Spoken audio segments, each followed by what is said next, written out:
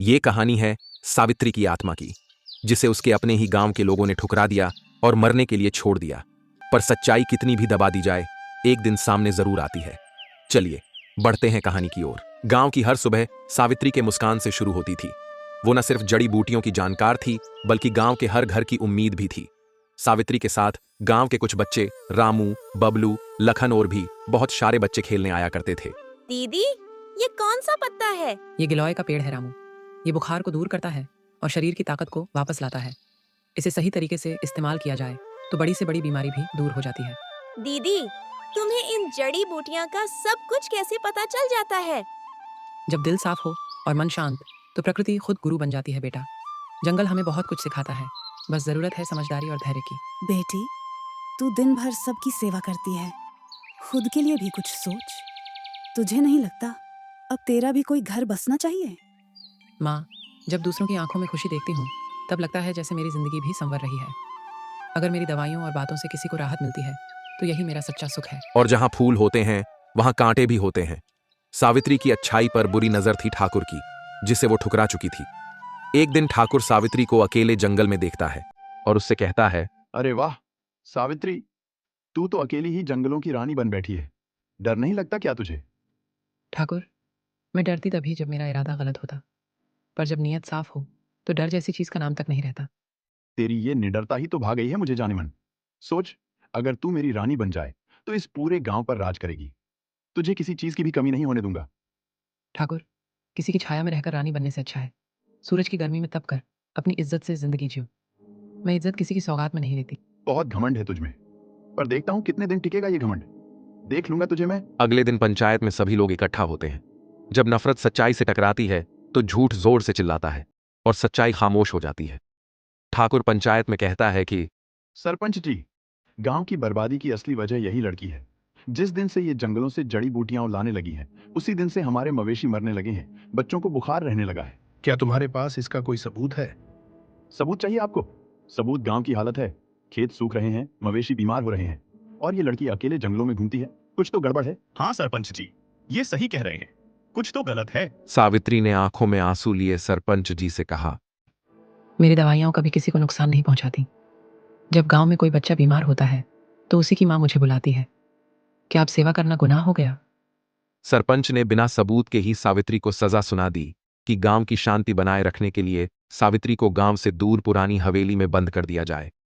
यह सुनकर सावित्री की मां रोते हुए बोली, सरपंच जी, मेरी बेटी बेगुनाह है, उसको यह सजा मत दीजिए। आप सब लोग बहुत बड़ा पाप कर रहे हो। इसकी सजा भगवान आप सबको जरूर देगा। ये मेरी बद्दुआ है। गांव के सभी लोग सावित्री को उसे सुनसान हवेली में बंद कराते हैं और मरने के लिए छोड़ देते हैं। जहां इंसाफ नहीं होता, वहां आत्मा की सिसकियां भी सुनाई नहीं देती। हवेली में एक चीख बस जाती है, सावित्री की आखिरी चीख। जब अपना ही घर पराया हो जाए तो इंसान की सांसें चलती हैं, लेकिन जिंदगी नहीं बचती। मेरी सच्चाई सुनी ही नहीं किसी ने, मुझे दोषी करार कर दिया गया, और अब मैं मर कर अपना बदला लेने के लिए जरूर वापस आऊंगी। और इस तरह धीरे धीरे सावित्री की सांसें रुकती है। हवेली में सन्नाटा छा जाता है और अब सावित्री की आत्मा हवेली में भटकने लगती है। अब इस घटना को हुए कुछ साल भी बीत जाते हैं और पूरे गांव में दहशत का माहौल बना रहता है। पूरे गांव में हवेली में भूत होने की खबर फैल जाती है।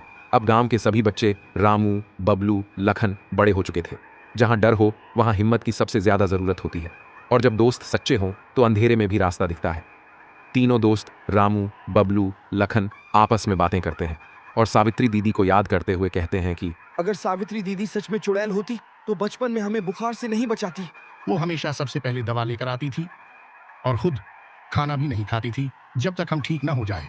तो फिर क्या हम यूं ही उस पर लगे झूठ को सच मानते रहें? नहीं, चलो हवेली चलते हैं और देखते हैं असलियत क्या है। हर बंद दरवाजा कोई रहस्य नहीं छुपाता। कुछ दरवाजे इंसाफ की दहलीज बन जाते हैं। अब तीनों दोस्त हवेली पर पहुंच जाते हैं। तभी दरवाजा अपने आप खुलता है। हवा चलने लगी, बारिश शुरू हो जाती है और बिजली कड़कने की आवाज आती है। सब लोग डर जाते हैं और तभी उन्हें एक आवाज सुनाई देती है, डरो मत, डरो मत, डरो। मैं किसी को नुकसान नहीं पहुंचाना चाहती। मैं तो बस सच बताना चाहता। सावित्री दीदी, आप सच में आत्मा बन गई हो क्या? जब इंसान को जिंदा रहते न्याय नहीं मिलता तो आत्मा भी रोती है भटकती है लेकिन मैं चुड़ैल नहीं इंसाफ की आत्मा हूँ। सावित्री ने अपना सारा सच रामू, बबलू और लखन को सब कुछ बता दिया कि किस तरह ठाकुर ने उसे सबके सामने फंसाया और मुझे मौत की सजा दी।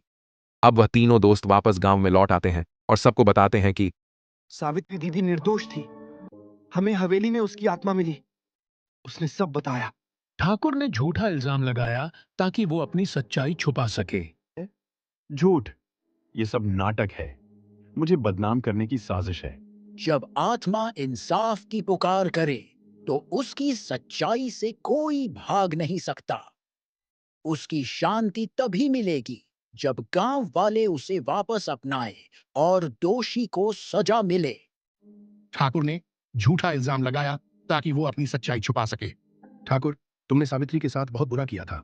तुम्हारी यही सजा है कि तुम्हें इस गांव से बाहर किया जाए। हाँ हाँ, इसे बाहर निकाल दो। और सबने मिलकर ठाकुर को सजा दी, उसे गांव से बाहर निकाल दिया। सच को देर से ही सही, पर न्याय जरूर मिलता है और तब आत्मा को मिलती है मुक्ति। अब मुझे शांति मिल गई, मेरी सच्चाई को आवाज मिल गई।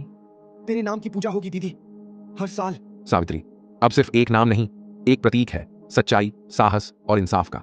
सावित्री मरकर भी अमर हो गई और हमें सिखा गई, बिना सुने बिना देखे कभी किसी पर इल्जाम मत लगाना। ऐसी ही कहानियों के लिए हमारे पेज को सब्सक्राइब करें और लाइक और कमेंट करना ना भूलें।